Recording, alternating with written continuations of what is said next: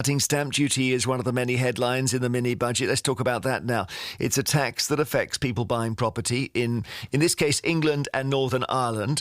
Previously, buyers would pay no tax on the first $125,000 of the property's value, or $300,000 if you're a first-time buyer.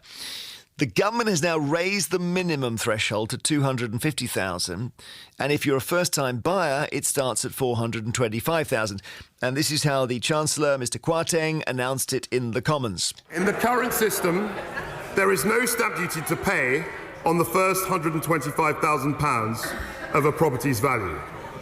We are doubling that to £250,000. First-time buyers currently pay no stamp duty on the first £300,000. We're increasing that threshold as well to £425,000. And we're going to increase the value of the property on which first-time buyers can claim relief from £500,000 to £625,000. Again, it's big. The cuts come as Liz Truss's government seeks to tackle the cost of living crisis and fuel economic growth.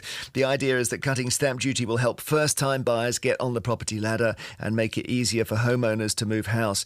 But some are worried if you slash stamp duty, you end up pumping up the housing market just when lots of people find that prices are beyond their reach. The stamp duty holiday implemented during the COVID pandemic is widely thought to have done just that. Estate agents reported a huge surge of interest as people rushed to complete property deals before the scheme was due to end. So I wonder if you're in this situation, you're a first-time buyer, maybe it's good for you this. You're not going to have to pay as much tax. Or maybe you're worried about house prices just going completely out of your reach. Email vine@bbc.co.uk. Please include your phone number so we can call you back. Text us 88291. We're going to speak to Henry Pryor, property expert, and he's worried about this. Robert Colvile is director of the Centre for Policy Studies. He thinks it's a good idea. Henry, you go first. What happens, do you think, as a result of this? Well, we've seen it many times before when politicians tweak the transaction tax, which is what stamp duty is, payable by home buyers when they make a purchase. What happens is that by and large the seller says, oh, I can see you've got an extra £2,500. I'll have some or all of that, thank you. And we're seeing already online examples from mortgage brokers and estate agents saying that they've got specific examples where that is happening.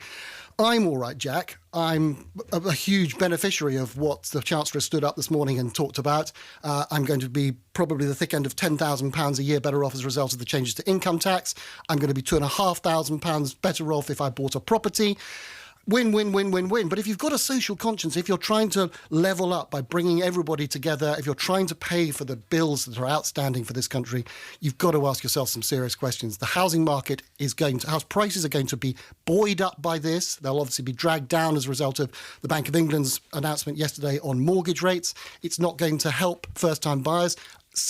First-time buyers in London, Jeremy, will be £7,000 a year on average better off as a result of the changes announced this morning. That's good though, isn't it? That's good, but it's a tiny proportion of first-time buyers. And obviously, as you know, house prices in London aren't exactly affordable for most first-time buyers. In the southeast of England, the average first-time buyer is £233 better off. Everywhere else, nobody pays the threshold rate, and therefore no first-time buyers are actually better off at all. So it's a classic, we're afraid we can be cynical about politicians. They're going to spin this, make it look like it's a good idea, but I suspect that if you own a home, it's not going to fall as much as it might have done. It'll probably hold up for the foreseeable future. But if you want to buy a home or indeed rent a home, nothing in this package is going to help encourage new homes to be built. Robert Colvile, what's the argument for it? Well, there were a lot of arguments for it. First of all, I think Henry's just slightly underplaying the significance of this. I mean, the cost of stamp duty on the average home in England is going to go down from £3,500 to £1,000. That's a pretty good saving. Look, generally speaking, stamp duty is an awful tax. There's no reason everyone hates it. It makes it harder to buy houses and it gums up the market. And as recently as 2005, stamp duty was just basically 1% for most transactions. Stamp duty was 1% of the purchase price. The government has claimed more and more and more money from this and made it harder and harder to buy homes. So axiomatically, any cut in stamp duty is good. Obviously, there are other things you need to do alongside, like increasing the supply of homes primarily. But I think and also the other issue which Henry alluded to is I don't think they've done this to spur a kind of another sort of crazy frenzy in the property market. They've done it because because the property market is facing some pretty bad times as interest rates bite, as the economy cools, and supporting the construction sector, supporting the house building sector is pretty important. One of the important things here is that transactions, the number of people who are moving and buying and selling, tend to drive housing supply, because you don't build houses unless you're pretty confident you can sell them. So keeping the market vital is pretty good for keeping house building going as well. Henry, you disagree? Well, I do agree with Robert that I think that it's important that we understand that stamp duty is a lousy tax. In a league table of really good, effective and worthwhile beneficial taxes, stamp duty would be right at the bottom of the list.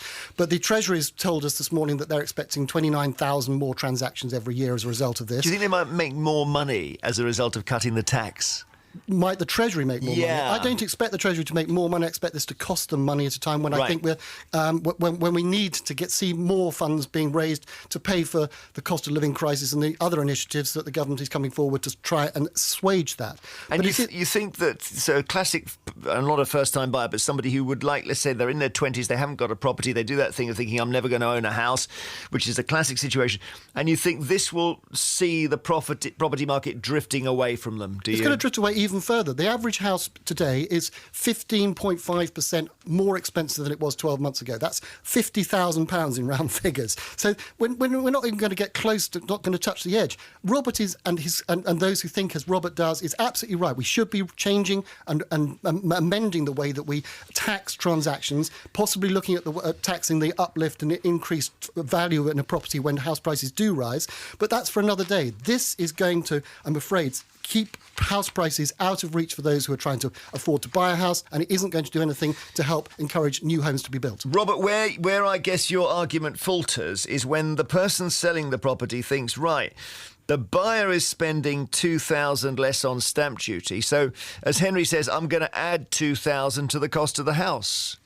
Yeah, and that may happen. But most people who are selling houses also then have to buy other houses to replace them. So they will be paying stamp duty themselves, and then that may be done to them in turn. So I think there's a sort of circular element here. I mean, fundamentally, this is a bad tax. Cutting it is a good thing. I think that's about as simple as it can get. OK. Thank you, Robert Colvile, Director of the Centre for Policy Studies Think Tank, and Henry Pryor, property expert.